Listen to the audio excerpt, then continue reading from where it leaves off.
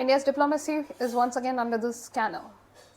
Ever since the war in Ukraine began, New Delhi's energy policy has faced constant global scrutiny, first from Europeans' moral lecture and now Washington's new wave of sanctions. The last week, the United States took an unprecedented step. It sanctioned two of Russia's biggest oil suppliers, Rosneft and Lukoil.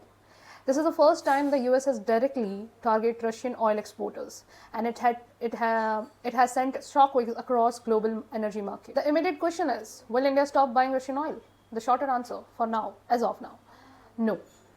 India wasn't walking away from the Russian crude, but it's reworking its strategy to safeguard both supply and stability. The first big step is happening with the United States. Yes, you heard right.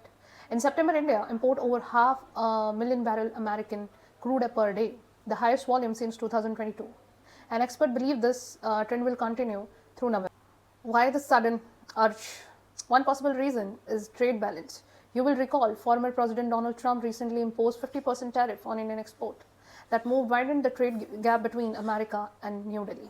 Buying more American oil could be India's way of narrowing the gap, a subtle gesture to keep trade relations steady. More compelling reason lies in a price dynamics. US oil, known as WTI West Texas Intermediate, is currently cheaper than Brent crude, which is the global benchmark. The price difference is called arbitrage, buying from where it's cost less. For India, this makes economic sense. With a high energy demand, volatile global market, refiners are capitalizing on every price advantage. The second shift is to West Asia. India's renewed focus on West Asia region that has powered India's growth for decades. From Iraq's Basra fields to Saudi Arabia and the United Arab Emirates, India is strengthening the old partnership. Here's the math. Crude from Iraq, known as Basra Medium, now makes up nearly 20% of India's total oil import. And Saudi Arabia and the UAE, together these three nations, count almost half of India's oil basket. They offer something Russia and West often cannot: price stability and reliability. And that's important for a country like India, where over 85% of oil needs are imported. For policymakers in New Delhi, West Asia is not just an oil supplier, it's a strategic lifeline. Come to Russia balance. Now, Russia, despite the sanction, Moscow still play a crucial role. In September, Russian crude made up 38% of India's total import. That's more than any other single source.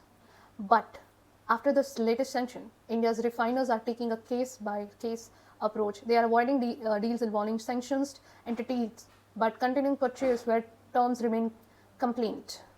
As senior Indian oil officials explained, Russia's crude oil is not under sanction.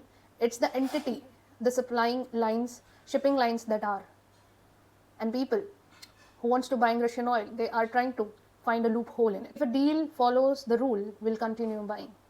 This causation approach follows India's to protect its energy scrutiny while respecting global compliance rules. India is diversifying its oil basket, broadening supply, managing risk, and keep energy flows steady and meet global uncertainty.